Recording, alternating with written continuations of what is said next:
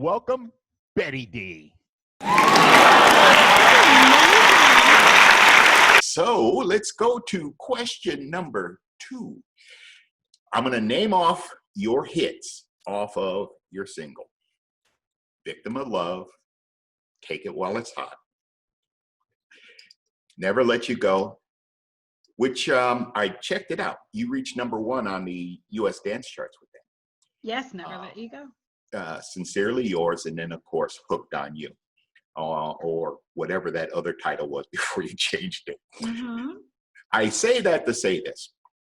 You have generations of fans, and you communicate with each and every one of them, at least through Facebook. And these songs, the reason I put these songs down is because that's how you and the girls are remembered. And we're talking about generations later. You have Gen Z or whatever the generation snowflake. X, Y, and Z. Yeah, exactly. But they're still grooving to you and your song.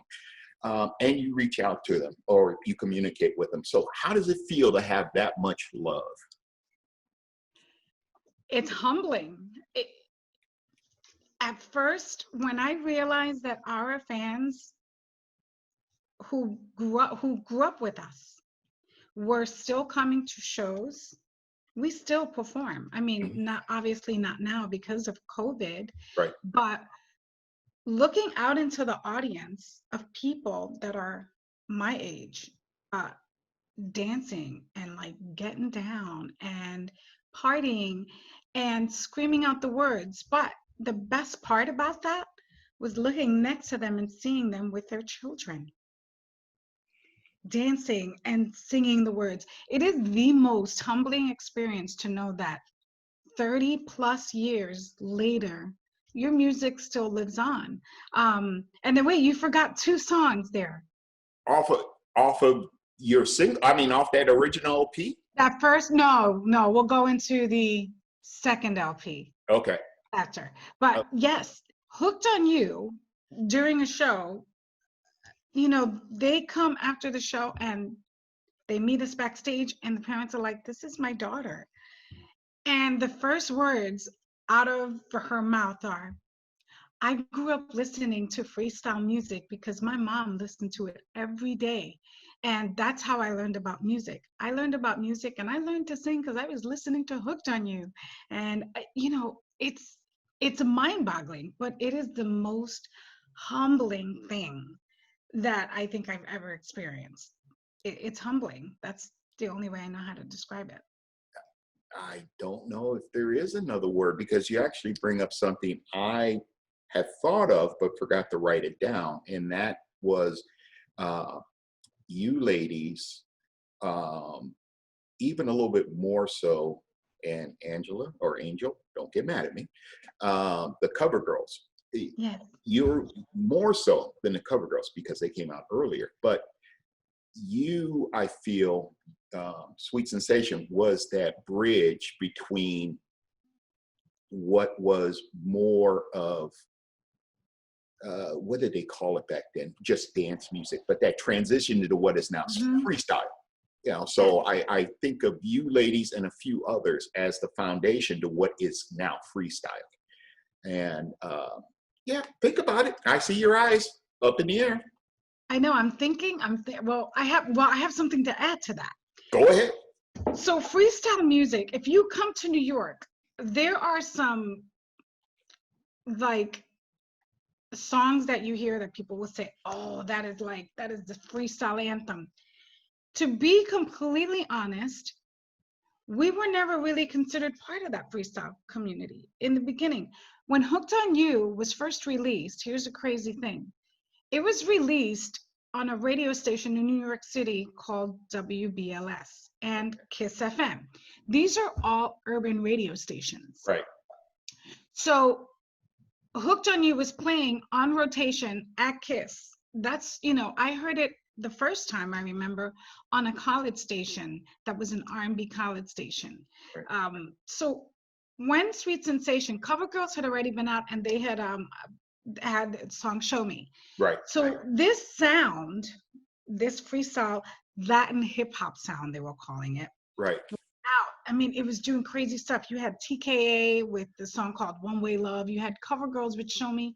Let's see, Niobe with Please Don't Go. It was a very disco dance inspired, kind of song. They consider that like early freestyle.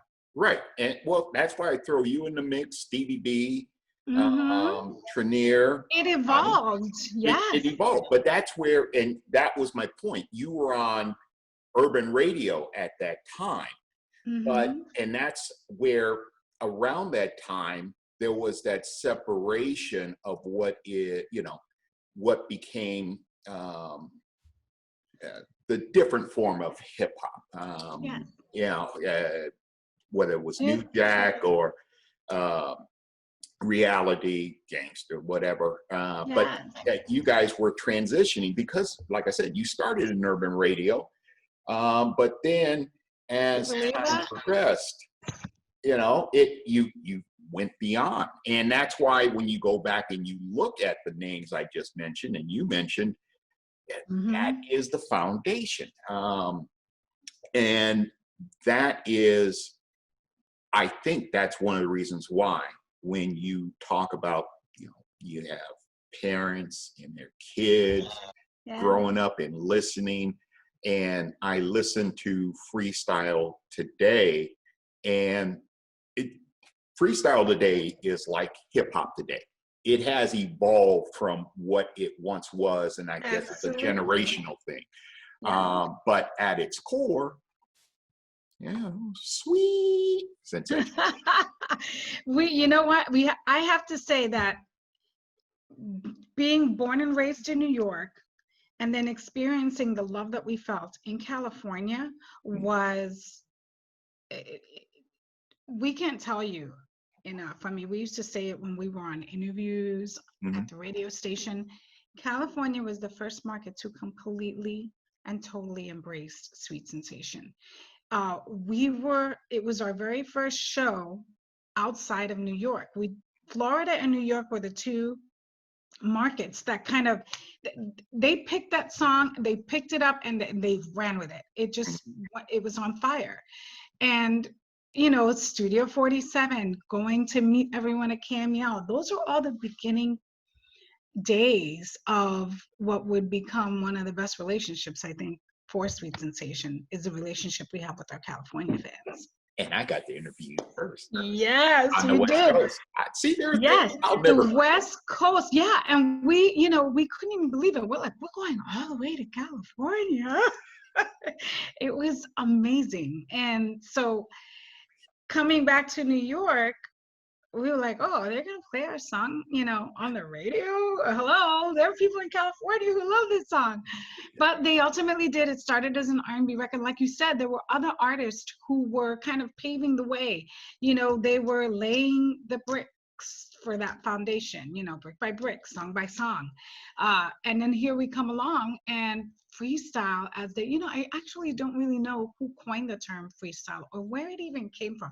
There's so many conflicting stories about where it is. I don't know. All I know is that it was a genre of music that came about that to me is like no other. It has endured, and we can still do these live shows for our fans. It's amazing. Well, I can tell you, at least from because I've been in the business a very long time. Freestyle. We had a whole Latin community. Okay, so you're right.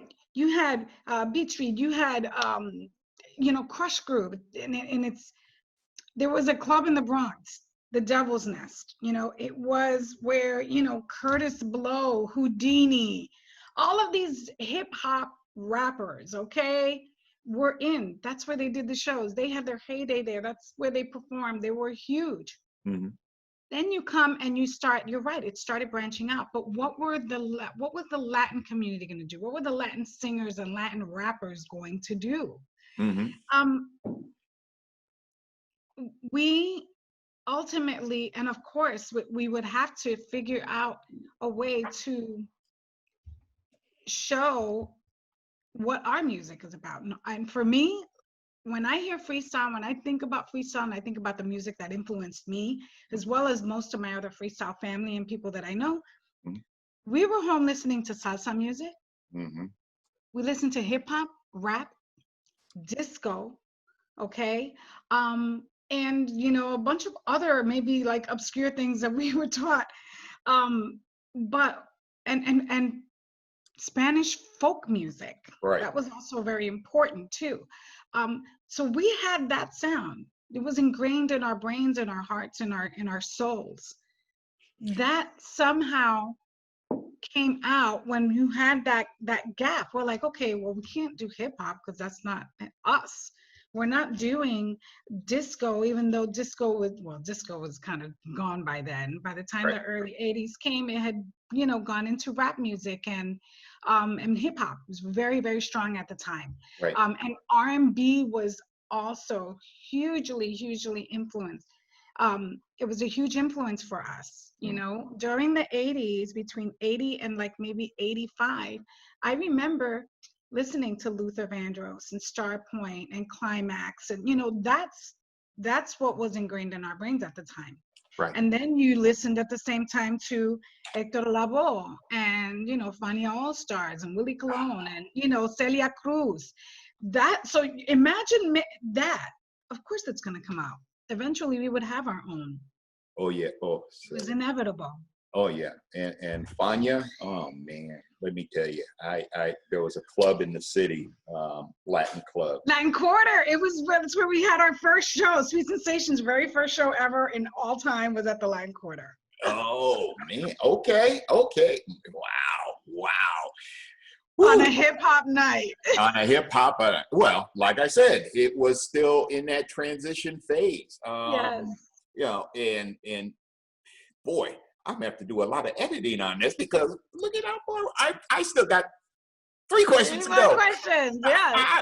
But see, that's the beauty of this, is that this is good. This is no problem. I love talking to you. This is so much fun. You get to hear a little bit about what's going on in our history. Exactly. They used to call me Easy D.